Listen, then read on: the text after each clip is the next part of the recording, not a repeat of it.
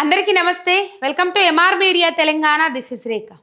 తెలంగాణలో law and order control తప్పింది అని చెప్పేసి కాంగ్రెస్ పార్టీ వచ్చిన 20 నెలల పొద్దు నుంచి మొత్తుకుంటానే ఉన్నాం. ఒక శాంతి భద్రతలకు అగాధం వాటిల్లింది. శాంతి భద్రతలు ఘోరంగా దెబ్బతిన్నాయి.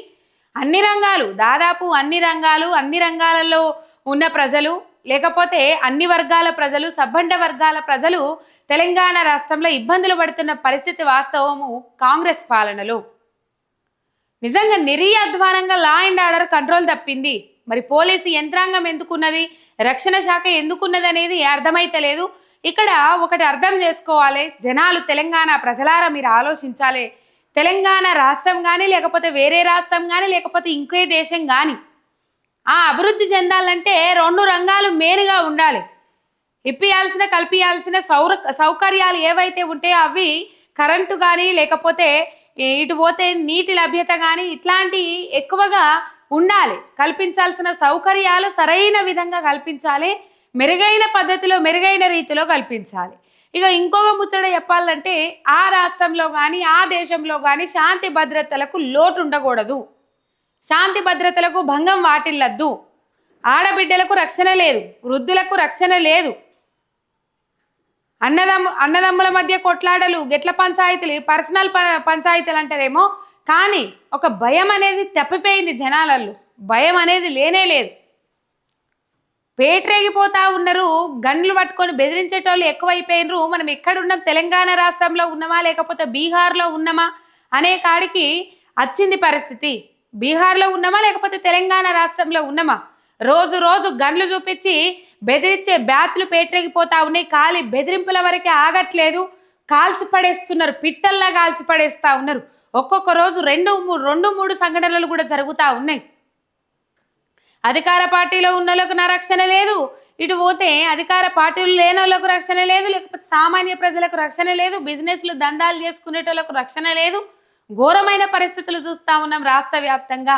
దాదాపు కాంగ్రెస్ పార్టీ వచ్చిన 20 నెలల్లో 300% గన్ కల్చర్ పెరిగిపోయింది. విచ్చలవిడిగా అమ్ముతారట, తూటాలు అమ్ముతారట, గన్నులు అమ్ముతారట.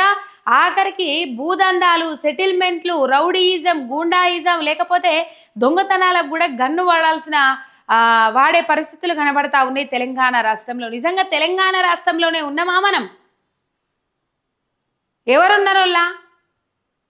హోంశాఖ మంత్రిగా ఎవరున్నారు? మన ముఖ్యమంత్రి రేవంత్ రెడ్డి సార్ ఉన్నారు. సార్ వారి చేతులల్లా దాదాపు ఒక మెయిన్ కీలకమైన ఒక 5 శాఖలు ఉన్నాయి. మనం చెప్పుకున్నట్లయితే ఒక కీలకమైన 5 శాఖలు ఉన్నాయి సార్ గారి చేతులల్లా. ఏం శాఖలు ఉన్నాయి? ఒకటి విద్యాశాఖ ఉన్నది. విద్యాశాఖ పరిస్థితి మనం చూస్తున్నాం. ఈ విద్యాశాఖ గురుకుల పిల్లలకు ఫుడ్ పాయిజన్లు అవుతున్నాయి. కనీసం పట్టెడన్నం పెట్టలేని సిచ్యువేషన్లో ఉన్నారు. ఆఖరికి కాంగ్రెస్ పార్టీ నాయకులే కాంగ్రెస్ పార్టీ మీద అసహనం వ్యక్తం చేసి పార్టీని పొట్టు తిడుతున్న పరిస్థితులు చూస్తూ ఉన్నాం. అడ్లూరి లక్ష్మణ్ కుమార్ ఇయ్యల్ల ఫర్ ఎగ్జాంపుల్ తీసుకున్నట్లయితే కాంగ్రెస్ నాయకులు అడ్లూరి లక్ష్మణ్ కుమార్ కాంగ్రెస్ పార్టీ మీద విరుచుకపడ్డారు. ఎందుకు విరుచుకపడ్డారంటే ఆ గురుకులంలో లేకపోతే ఆ హాస్టల్లో పిల్లలకి దాదాపు 15 రోజుల నుంచి దొడ్డు బియ్యం వండి పెడతా ఉన్నారట. కనీసం గురుకులాలకు, హాస్టల్స్కు రాష్ట్ర వ్యాప్తంగా గొప్పగా చెప్పుకుంటా ఉన్నారు. పండగలు చేస్తున్నాం, పబ్బాలు చేస్తున్నాం, సన్న బియ్యం ఇస్తున్నాం అని చెప్పేసి గొప్పగా చేసేది గింతంత అయితే చెప్పుకునేది గోరంతా, చేసేది గోరంతా చెప్పుకునేదంత గుమ్మడికాయ ఎంత అన్నట్లు మొత్తం మీద ఈ సన్న బియ్యం ఇస్తున్నాం అని చెప్పేసి సాటింపేచుకుంటున్నారు ముఖ్యమంత్రి రేవంత్ రెడ్డి. ఆయన విద్యాశాఖ మంత్రిగా ఉన్నారు. కనీసం హాస్టల్స్లో చదివే పిల్లగాళ్లకు సన్న బియ్యం పంపిణీ కూడా చేస్తలేరు. అడ్లూరి లక్ష్మణ్ కుమారే నిదర్శనం దీనికి. ఇలా కాంగ్రెస్ మీద తీవ్రమైన వ్యతిరేకతతో ఉన్నారు కాంగ్రెస్ పార్టీ నాయకులే. విద్యాశాఖ పరిస్థితి ఎట్లా? ఇలా హైకోర్టు తీవ్రమైన అసహనం వ్యక్తం చేసింది, బాగా సీరియస్ అయింది. ఎందుకు సీరియస్ అయింది? నాగర్ కర్నూలు జిల్లాలో ఉయ్యాలవాడలో 111 మంది పిల్లలకు ఫుడ్ పాయిజన్లు అయినాయి. ఫుడ్ పాయిజన్లు అయితే పరామర్శిస్తామని చెప్పేసి హరీష్ రావు లాంటి నాయకులు, ప్రతిపక్షం నాయకులు పోతే మేఘాల మీద క్యాన్లాలు కూడా తీసేయకుండా పిల్లలను హాస్టల్స్కు తరలించిండ్రు. ఇట్లాంటి సిచ్యువేషన్లు చూస్తూ ఉన్నాం మనం. గురుకులాలలో పిల్లలకు ఫుడ్ పాయిజన్లు అవుతున్నాయి. విద్యార్థులు బలిమికి జీవులు తీసుకుంటా ఉన్నారు. ఫుడ్ పాయిజన్ల వల్ల ప్రాణాలు కోల్పోతూ ఉన్నారు, ప్రాణాల మీదకి వస్తూ ఉన్నది. అయ్యా వాళ్ళు టెన్షన్లో ఉన్నారు. ఇది విద్యాశాఖ పరిస్థితి. ఇక ఇటు పోతే మున్సిపల్ శాఖ. ఈ మున్సిపల్ శాఖ చక్కదనం మనం నిన్న మొన్న చూస్తా ఉన్నాం. వానలు పడ్డా కొద్దీ ఈ మున్సిపల్ శాఖ కథ ఏందో మనకు అర్థమవుతా ఉన్నది. మున్సిపల్ శాఖ కూడా మన ముఖ్యమంత్రి రేవంత్ రెడ్డి గారే మంత్రిగా ఉన్నారు. దొంగలు పడ్డ కారణంలో కుక్కలు మొరిగినట్టు ఇక్కడ మనం చూసినాము. వానలు పడి వరదలు వచ్చి ప్రజలు పడాల్సిన అవస్థలు పడి పడాల్సిన ఇబ్బందులు పడి ట్రాఫిక్లలో ఇరుక్కొని రోడ్ల మీద నీళ్లు జామ్ అయ్యి ఇంటికి పోలేక ఆఫీసులలో వండలేక మొత్తం మీద మధ్యలో నరక యాతన అనుభవించారు హైదరాబాదు ప్రయాణికులు, హైదరాబాదు వాస్తవ్యులు. ఇట్లా లోకల్లో తీవ్రమైన వ్యతిరేకత పెరిగింది. హైదరాబాద్ మహానగరంలో కాంగ్రెస్ పార్టీ మీద తీవ్రమైన వ్యతిరేకత పెరిగింది. ఎప్పుడు నీళ్లు గమ్ముకొని జాగలల్లో కూడా నీళ్లు గమ్ముకున్నాయట. ఈ తాప అంటే మెయింటెనెన్స్ సరిగ్గా లేక ఎప్పుడు నీళ్లు కమ్ముకొని జాగలల్లో కూడా నీళ్లు గమ్ముకున్నాయట. హైడ్రా చేతిలో పెట్టిండ్రు. హైడ్రా కడుపు నొప్పి ఎరకనా, కాలు నొప్పి ఎరకనా? జిహెచ్ఎంసీ బాధ్యత వహించింది కదా ఎప్పటి నుంచో.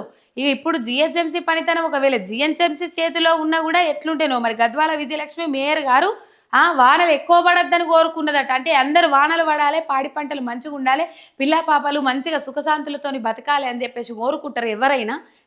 ఏడాదికి బోనాల పండుగ అవుతుంది మనకు. ఆ బోనాల పండుగలో అదే ముచ్చట కోరుకుంటారు.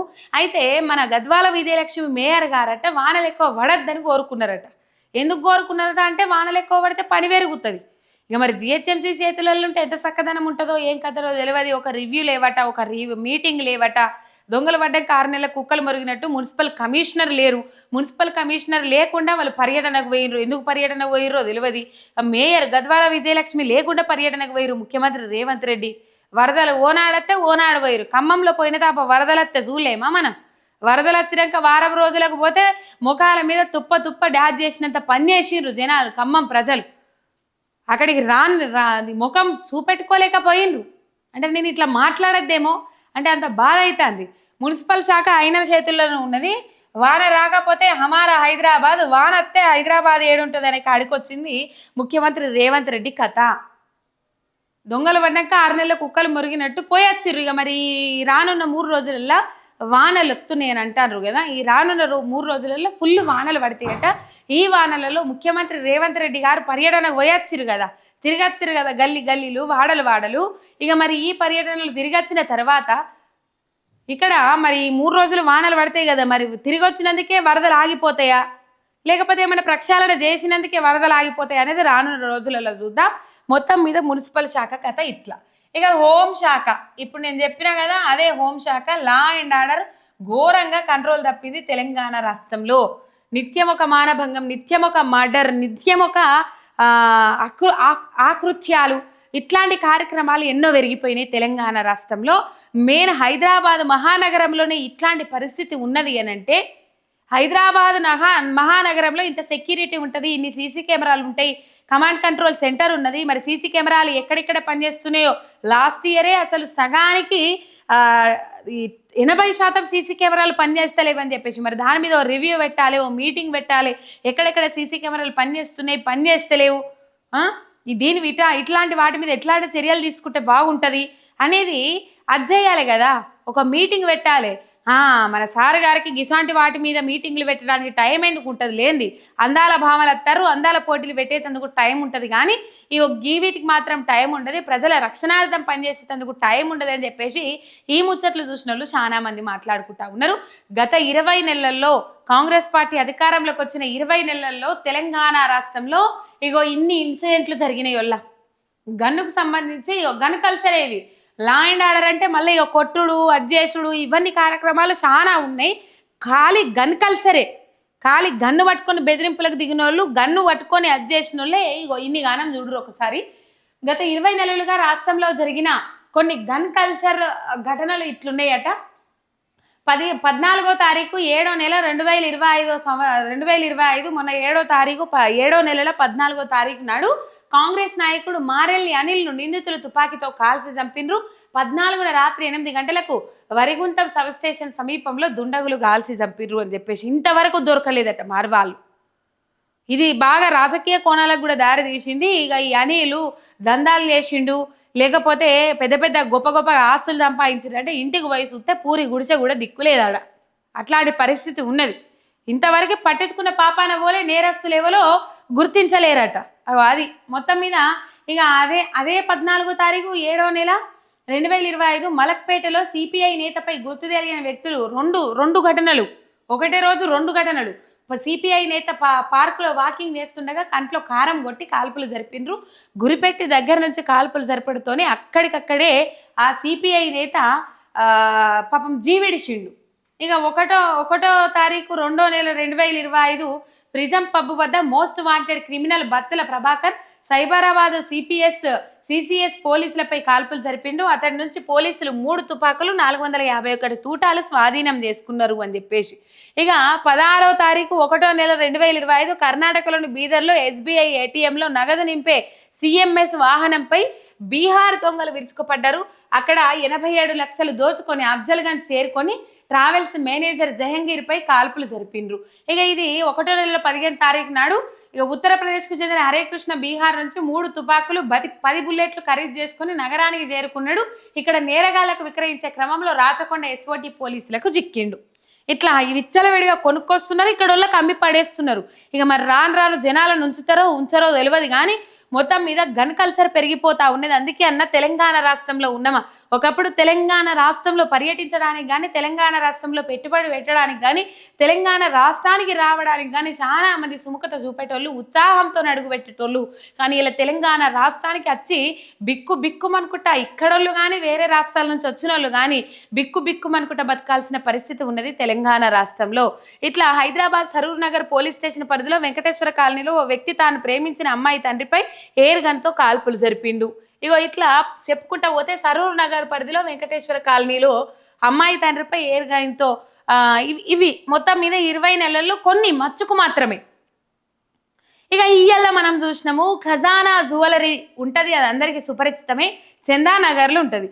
దాదాపు 4 ఎంటర్ అయినరోళ్ళ 4 ఎంటర్ అయ్యి ముందుగా అక్కడ ఎవరైతే ఉంటారో వాళ్ళకు గన్ను చూపెట్టి బెదిరించిర్రు. 4 ఒకలెనుకొకలు ఎంటర్ అయినరు. 3 చేతులలో ఆ వీడియోలు ఇప్పటికే మీరు చూసి ఉంటారు. 3 చేతులలో గన్లు ఉన్నాయి, ఒకరి చేతులలో గన్ను లేదు. 4 నుంచి 5 ఎంటర్ అయినరు. ఇక మమ్మల్ని ఎవర్రా అడ్డుకునేది, మా చేతిలో గన్ను ఉన్నది అని చెప్పేసి ఇట్లా బొచ్చలు చీల్చుకొని ముంగటి ఉరకరాబట్టిరి వాళ్ళు. ఆఖరికి అక్కడ ఉన్నోళ్ళు మేనేజరా లేకపోతే ఎవరో ఆ తాళాలు ఇయ్యండ్రి లేకపోతే అది ఓపెన్ చేయరని అడిగితే వాళ్ళు ఓపెన్ చేయలేరట, నిరాకరించిరట. మరి బెదిరించిన వరకు ఊకున్నారంటే లేదు, ఆయన కాలు మీద కాల్పులు జరిపిరట. కాల్పులు జరిపిన తర్వాత బంగారం ఉండేది, దాన్ని ఏమో అంటారు కదా, దాన్ని వలగొట్టిరట. అంతలోపు ఖజానా సిబ్బంది ఎవరైతే ఉంటారో ఆ సిబ్బంది పోలీసులకు ఫోన్ చేసే వరకల్లా పోలీసులను చూసి పారిపోయిరట. ఏది మరి లా అండ్ ఆర్డర్ అదుపు తప్పుతా ఉన్నది, కంట్రోల్ తప్పుతా ఉన్నది. అన్ని రకాల హంగులు సౌకర్యాలు అన్ని విధాలుగా ఉన్న హైదరాబాద్ మహానగరంలో ఈ పరిస్థితి ఉంటే ఇక మారుమూల పల్లెల పరిస్థితి ఏంది? వెలికి రాని ఇంకెన్ని, వెలికి తీయబడని ఇంకెన్ని, చెప్పుకొని ఇంకెన్ని, చెప్పుకోలేకపోతున్నాయి ఇంకెన్ని. తెలంగాణ రాష్ట్రంలో లా అండ్ ఆర్డర్ అధ్వానమైంది, కంట్రోల్ తప్పింది. దీనికి హోంశాఖ మంత్రిగా బాధ్యత వహిస్తూ ఉన్నారు ముఖ్యమంత్రి రేవంత్ రెడ్డి. ఉన్న శాఖలన్నింటినీ నిర్వీర్యం చేస్తూ ఉన్నారు, ఒక్క శాఖను పట్టించుకున్న పాపాన పోతలేరు. మరి దీని మీద ఏం మాట్లాడతారు? ఏం కథ? కాంగ్రెస్ పార్టీ నాయకులు ఎప్పట్లెక్కనే అన్ని ముచ్చట్ల లెక్కనే వాళ్ళకి దొంగలు కదా, దొంగతనం చేయబుద్ధి అయింది, అందుకే గనులు పట్టుకొని వచ్చిందని చెప్పేసి చేతులు దులుపుకుంటారా? దీని మీద ఇట్లాంటి ఇంకేమైనా రిపీట్ కాకుండా లా అండ్ ఆర్డర్ కంట్రోల్ తప్పకుండా హోంశాఖను మంచిగా గ్రిప్లో పెట్టుకొని అన్ని విధాలుగా పనిచేపిస్తారా అనేది రేపు చూద్దాం మనం. సబ్స్క్రైబ్ చేసుకొని సపోర్ట్ చేయండి. మీ ఎంఆర్ మీడియా తెలంగాణ శనార్థి.